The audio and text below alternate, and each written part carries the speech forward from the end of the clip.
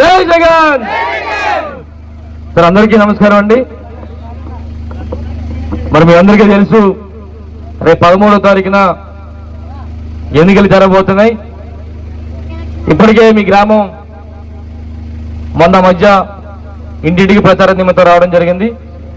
అలాగే ముఖ్యంగా ఈ రోజు నుంచి కూడా మళ్ళీ ఎన్నికలు ప్రచారం చేస్తున్నాం కనుక మనకు సెంటిమెంట్గా మరి ఏ కార్యక్రమం చేసినా సరే మరి జగ్గంబండి స్టార్ట్ చేస్తాం. అందులో భాగంగా ఈరోజు మళ్ళీ కూడా మీ గ్రామం నుంచి రావడం జరిగింది. మళ్ళీ చెప్పేది ఏంటంటే ఈరోజు మీ ఏ కార్యక్రమం చేపట్టినా సరే మరి సెంటిమెంట్గా ఇక్కడికి వస్తున్నాం, ప్రతిదీ కూడా సక్సెస్ అవుతున్నాం. గత 2019లో కూడా మీ దగ్గర నుంచే స్టార్ట్ చేసాం. సుమారుగా 25,000 మెజార్టీతో మనందరూ కూడా మీ అందరూ గెలిపించడం జరిగింది. అందరూ కూడా ఆలోచన చేయాలి. గత తెలుగుదేశం ప్రభుత్వ హయాంలో 2014 ఎన్నికల్లో ఎన్నో మోసపూరిత వాగ్దానాలు చేశారు తెలుగుదేశం పార్టీ వారు. ఒక్కసారి వాళ్ళు ఏం చేశారో తెలుసుకోవాలి, ఒకసారి గుర్తు తెచ్చుకోవాలి. వాళ్ళందరూ కూడా ఒకసారి మీ అందరికి గుర్తు చేసేది ఏంటంటే 2014 ఎన్నికల్లో తెలుగుదేశం పార్టీ వాళ్ళు ఏమన్నారంటే మేము గెలిస్తే వ్యవసాయ రుణాలన్నీ కూడా మాఫీ చేస్తామని చెప్పి మాట ఇచ్చి మరి రుణాలు మాఫీ చేయాలని సంగతి ఒకసారి గుర్తు చేయడం జరుగుతుంది. అలాగే డ్వాక్రా మహిళలకు రుణాలన్నీ కూడా బేషరతుగా మాఫీ చేస్తా అన్నారు, కానీ చేయలేని పరిస్థితి. డ్వాక్రా మహిళలకు సెల్ ఫోన్లు ఇస్తున్నారు. అమ్మ మీకు ఎవరికైనా ఇచ్చారో సెల్ ఫోన్లు తెలుగుదేశం పార్టీలో? అది కూడా ఇవ్వలే. అలాగే ముఖ్యంగా చేస్తే ఇంటికో ఉద్యోగం ఇస్తా అన్నారు. మీ గ్రామంలో ఎవరికైనా ఉద్యోగాలు వచ్చాయమ్మా? ఎవరికన్నా ఉద్యోగం లేకపోతే ఏమన్నారు? ప్రతి ఇంటికి కూడా 2,000 రూపాయలు ఇస్తానన్నారు. అంటే సుమారుగా 2014 నుంచి 2019 వరకు కూడా 60 నెలలు నెలకి 2,000 చొప్పున 1,20,000 రూపాయలు మీకు ఇవ్వాలి. ఎవరికైనా ఇచ్చారమ్మా ఒకసారి? ఎవరికైనా? అంటే ఇంటికో ఉద్యోగం లేదు, కనీసం 1,20,000 రూపాయలు ఇవ్వాలి, అది లేదు. అంటే ఈ విధంగా అందరినీ మోసం చేసిన సంగతి ఒకసారి గుర్తు చేస్తున్నాను.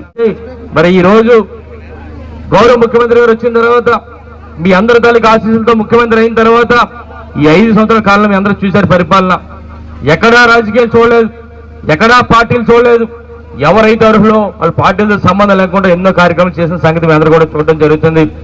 మరి ముఖ్యంగా చెప్పాలి, కొన్ని విషయాలు చెప్పాలి. ముఖ్యమంత్రి గారు వచ్చిన తర్వాత సచివాలయ వ్యవస్థ ఒకటి తీసుకొచ్చారు.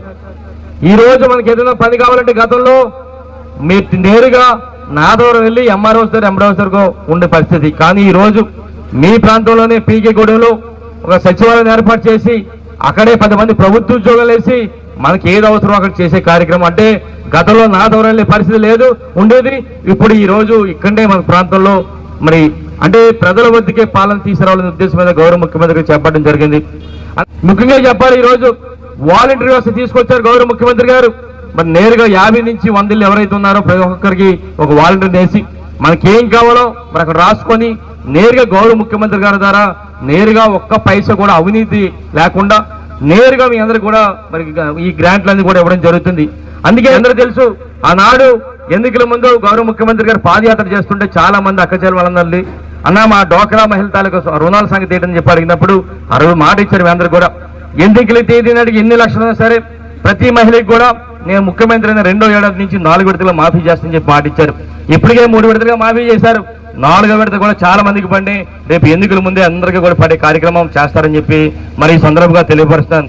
ఒకే ఒక మాట అందరు జగనన్న ఏమంటున్నారంటే మీ ఇంట్లో మంచి జరిగి ఉంటేనే మరి నాకు ఓటు వేయండి అని చెప్పి అంటున్న సంగతి మీ అందరూ కూడా చెప్తున్నాం. అందుకని ఇక్కడ ఉన్న ఎవరైతే పార్టీ నాయకులు ఉన్నారో పార్టీ ప్రజలు ఉన్నారో ముఖ్యంగా జగ్గంపేట తాలూకు ప్రజలందరినీ కూడా ఒకటే కోరుతున్నాను, మేము చేస్తున్న ఈ కార్యక్రమంలో ఎక్కడ మీ పార్టీ చూడలేదు. దయచేసి మీ అందరూ కూడా మహిళలందరూ కూడా మరి 100% మీ అందరూ కూడా పార్టీలతో సంబంధం లేకుండా రేపు జరగబోయే ఎన్నికల్లో మరి 2 ఓట్లు ఇస్తారు. ఒకటి ఎమ్మెల్యేకి, ఒకటి ఎంపీకి. 2 కూడా మరి ఎంపీగా బూడి ముచ్చేలాడిగా చేస్తారు కనుక ఇద్దరికి కూడా ఫ్యాన్ గుర్తుపై ఓటు వేసి మీరందరూ కూడా అత్యధిక మెజార్టీతో గెలిపించాలని చెప్పి మనస్ఫూర్తి కోరుకుంటూ మరి ఏదైతే 2019 ఎన్నికల్లో మీ అందరూ కూడా మరి మీ అందరి తాలూకు ఆశీస్సులు అందించారో అదే విధంగా రేపు జరగబోయే ఎన్నికలు కూడా మీ అందరి తాలూకు ఆశీర్వాదాలు అందించాలని చెప్పి మనస్ఫూర్తి కోరుకుంటూ సెలవు తీసుకుంటాం.